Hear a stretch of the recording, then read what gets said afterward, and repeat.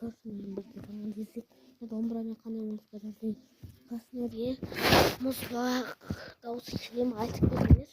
Шынымен комменттер жазып кетіңдер. Домбырамен қандай өлең тартайын, қазір мұзбалақ деген өлеңді тартамын. Шынымен жазып кетіңдер. Дұрыс шығып жатыр ма, дауыс дұрыс шықпай жатыр ма?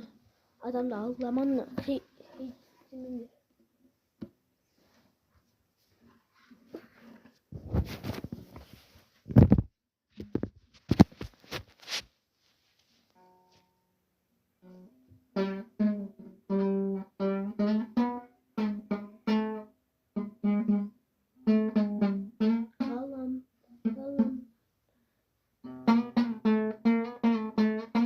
Жоқ, айдай сен сөзін дейін тартайыншы.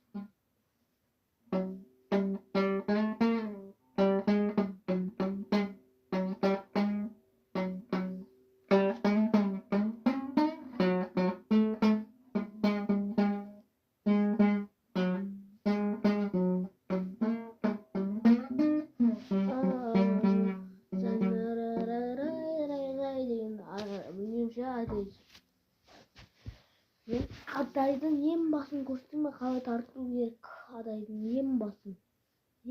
Аттар қыздар қайда, аттар қыздар қайда деп.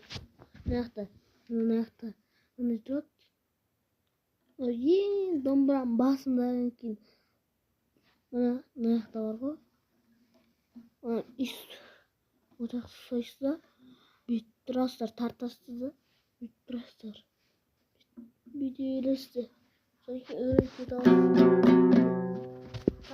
Адайдың ең басын тасып берейін.